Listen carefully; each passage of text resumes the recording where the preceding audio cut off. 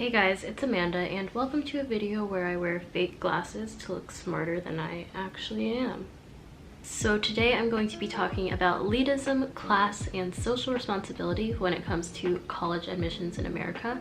And literally no one asked for this, but here we go.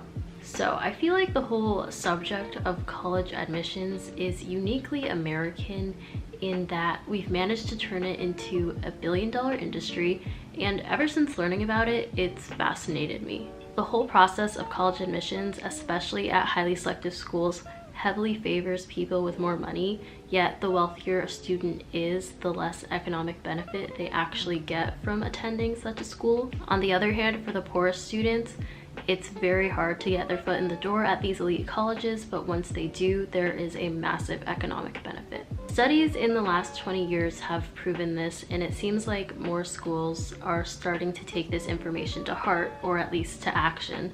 For example, at Harvard, Duke, or Stanford, if your family makes under $65,000 a year, you can attend completely for free, which is great for the low-income students that do get to attend those schools, but therein lies the challenge, actually getting into a very highly selective college when the admissions process systemically favors those in the highest socioeconomic strata. So in this video, I want to explore why wealthy Americans are so obsessed with getting their children into an elite college when it actually doesn't benefit them that much. And I know the answer to this question, like the why behind all issues in America, probably stems from, say it with me kids, capitalism. But I still want to get into the details of how socioeconomic status and college admissions in America affect people. I do want to say that even though this issue seems relevant to me and maybe even to you because you clicked on this video, it's a pretty privileged problem to have because, wow, that was a lot of P's, because only 3% of 18-year-olds in America attend a college that accepts less than 50% of the applicants. So obviously, there are much far wider reaching injustices in the world to worry about. So let's bring it back to March 12th, 2019, when news broke that a bevy of doctors, lawyers, CEOs, and beloved celebrities bribed athletic administrators at highly selective colleges to admit their children who did not play sports as Division I athletic recruits. This is a case where they flaunted their wealth, sparing no expense, to cheat the system. Federal authorities were blunt as they announced the Justice Department's largest college admission prosecution ever. These parents are a catalog of wealth and privilege. Court documents say the scheme was in operation for nearly a decade and involved at least 33 wealthy parents paying a total of $25 million to get their kids into some of the country's most elite schools, including Georgetown, Stanford, and Yale, through falsified test scores or pretending to be student-athlete recruits. I wasn't surprised by the act of entitlement. Lots of money and American higher education go together, like Jared Kushner's bachelor's degree and his father's $2.5 million donation to Harvard. However, what stood out to me about the scandal was that all the parents involved probably had all the resources their child could ever need to get into one of these universities legitimately. They didn't seem to be invested in the quality of their children's higher education, but the brand associated with these schools. Yet, most of their children would probably turn out like exactly the same or with a very similar kind of lifestyle without ever stepping a foot on Yale's Gothic Quad or the palm tree-lined campus of USC, which was at the center of the admissions scandal. So the University of Southern California isn't an Ivy League school, but it's just as selective. The 2019 acceptance rate was 11%. Prior to the scandal, Olivia Jade, a USC first-year social media sensation and the daughter of Loughlin and fashion designer Massimo Giannulli, recorded herself saying, "I don't really care about school," and was attending the University of Southern California to experience, but I do want the experience of like game days, partying. Then news broke that the starlet's parents paid $500,000 for her and her sister to gain admission to USC as crew recruits. Collegiate athletic communities were rightfully enraged that these parents might have taken away a spot from a deserving student athlete. But how do we determine who is a deserving student athlete when simply being an athletic recruit substantially increases your chances of being accepted? An internal study at Harvard found that athletes with the highest or second highest academic rating on an internal Harvard admissions scale have an acceptance rate of 83%, compared to 16% for non-athletes. It seems unfair that by playing a sport, a student has a much better chance of being admitted into an elite school, especially when in order to play a sport at such a high level, you need to have money. In an article for Forbes about the youth sports industrial complex, Bob Cook writes, "With parents of means willing to spend more money earlier on their child's athletic development, that raises the price for everyone else who wants to participate." This especially applies to non-revenue collegiate sports like rowing, fencing, rugby, and sailing that are expensive to play and primarily found at schools with a wealthy student body. As a result of this, admissions via athletics doesn't necessarily favor the best athletes, it favors those who can afford to be the best athletes. According to one estimate, spending on youth sports this year will top $17 billion, with some families spending $10,000 a year per kid or more.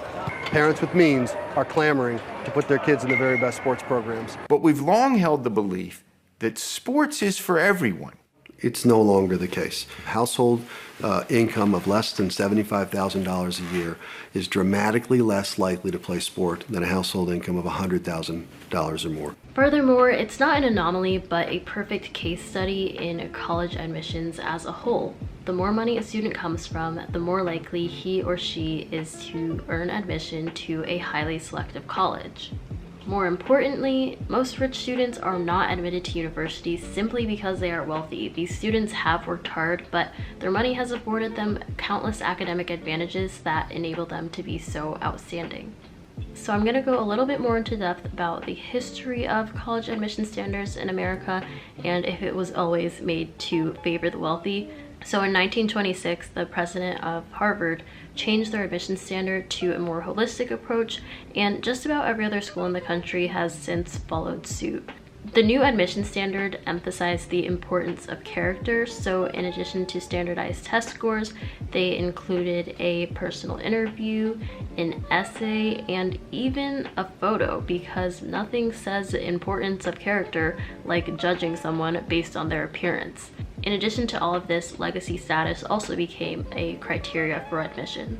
So over the years, college admission standards have remained largely unchanged. They're still very focused on that holistic approach, and they ask for your standardized test scores, a list of extracurriculars, a personal essay, 2 letters of recommendation, and the blood of your firstborn son.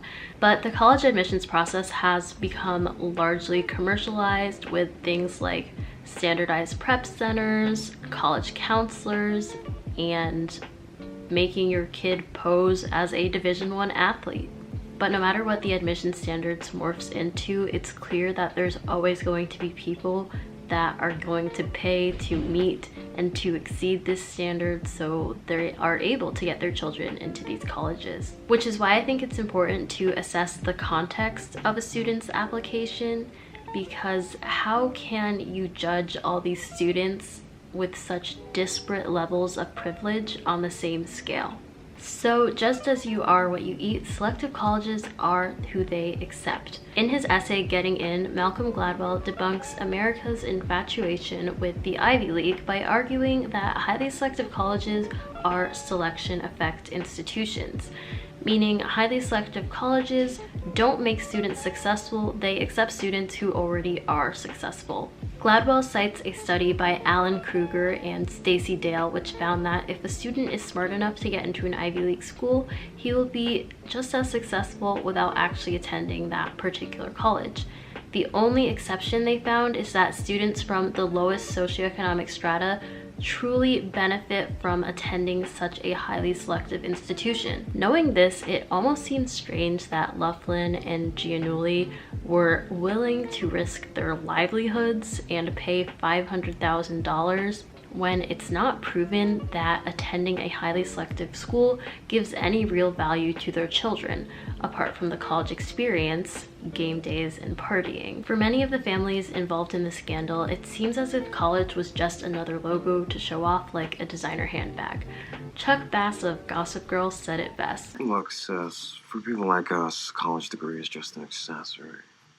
Like a Malawi baby or a poodle. Well, it's an accessory my mother really wants me to have. Set on the Upper East Side of Manhattan, Gossip Girl is a glamorously unrealistic show about uber-rich kids who don't know what to do with themselves or their money. During the first and second seasons, the characters were in their final years of high school. While they weren't partying, shopping, or engaging in illicit affairs, the main characters were working on college applications. Blair Waldorf, the queen bee, had her sights set on attending Yale from day one. In fact, she'd sabotaged a few of her classmates in hopes of being admitted.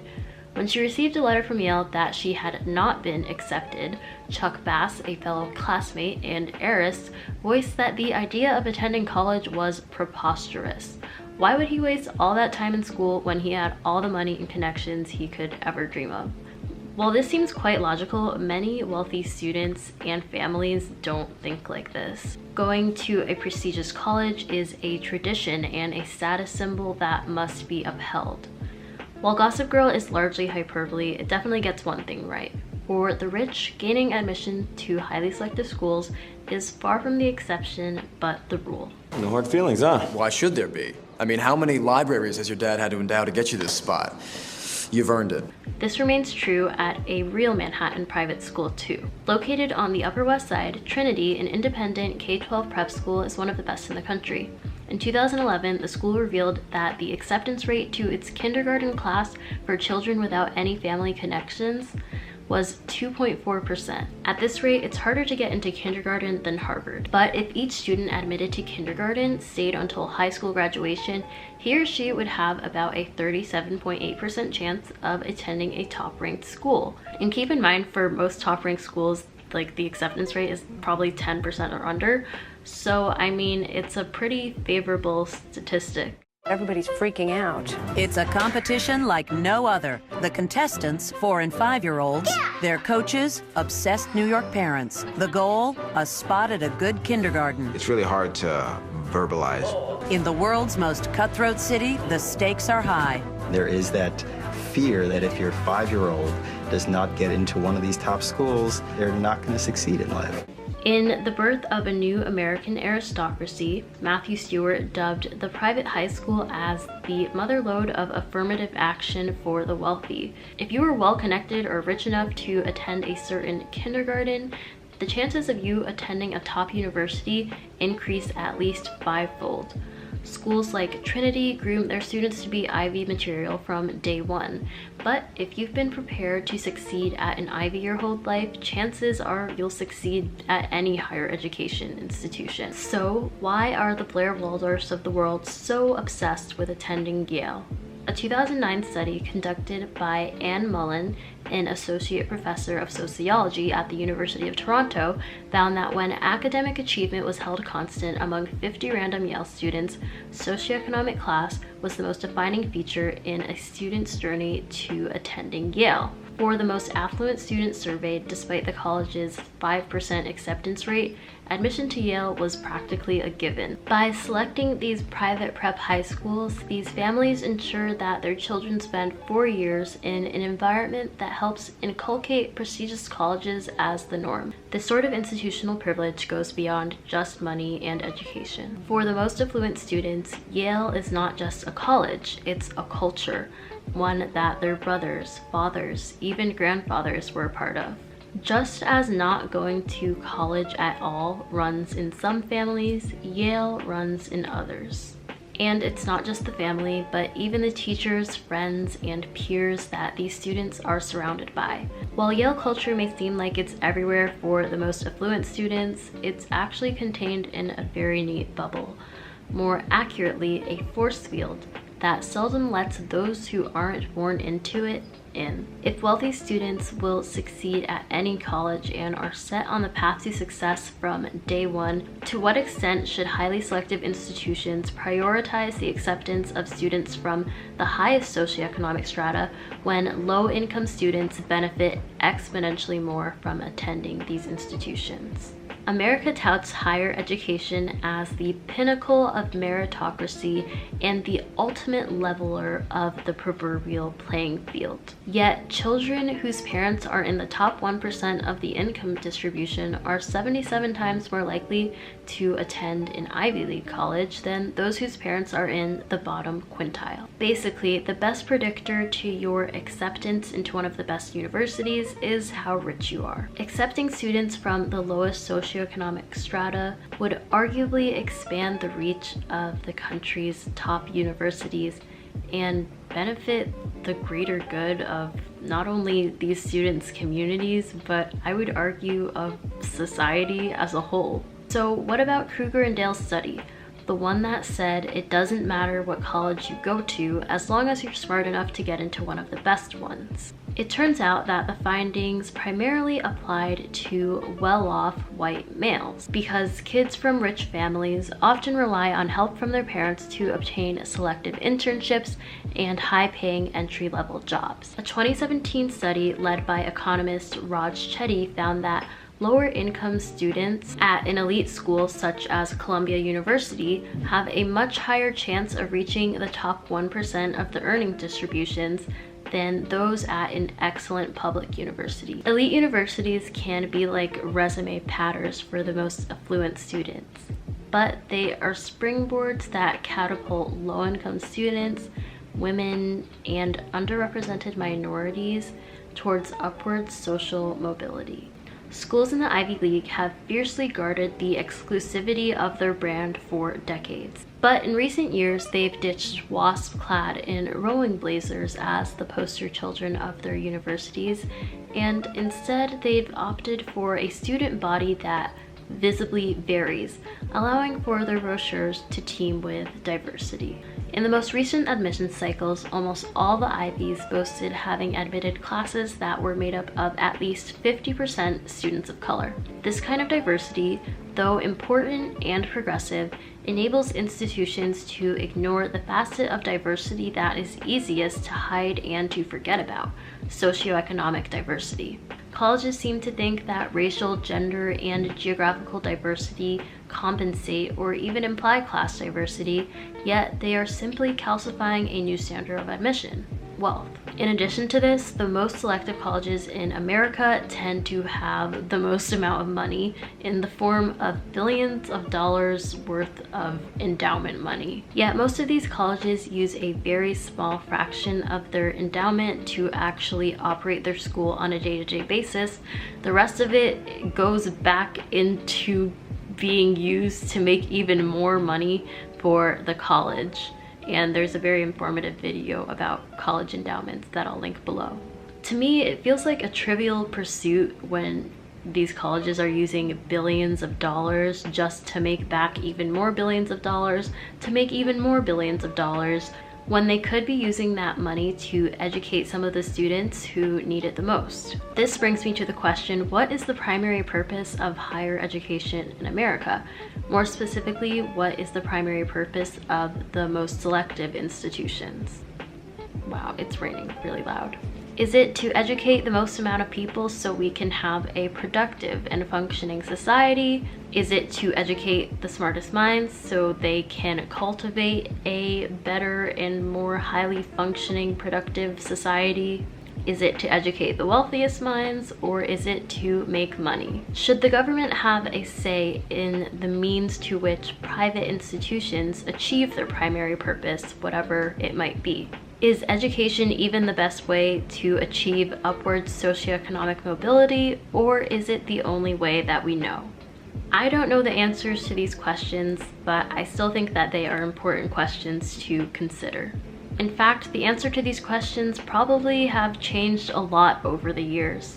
But it's worth noting that higher education institutions really haven't changed their business model much since like the 1500s. The demand for highly selective colleges has increased exponentially over the years, but their supply, how many seats they offer to educate students, hasn't really changed that much. On the opposite end of the spectrum, the businesses today with the most pervasive presence in our economy and our lives are so powerful and effective due to the sheer volume at which they provide their product, like the Amazons and the Apples of the world. So why haven't the most powerful higher education institutions followed suit? Will there ever be a world where having a college degree is just as common as having an iPhone? It seems far off, but who knows? Anyway, I think that highly selective institutions really do have the ability to change the lives of low-income students, and they have, but I think they could do it at a much higher rate. Prioritizing the acceptance of low-income students is a social responsibility that a handful of America's best universities have the means to enact. Instead of keeping their gates open primarily to those who are rich enough to afford a key, the wealthiest colleges should prioritize building bridges that allow the most students with the least to attend. Okay guys, thank you so much for watching this video. If you watched all the way, that is very nice of you, because I don't know who else cares about this. But thank you for watching this, and you know, share your thoughts below. I'll see you next time. Also, the rain is going very hard outside, but I can't control the sky. I can't do it, guys, so sorry. Okay, so apparently there's a hurricane outside. That's good to know.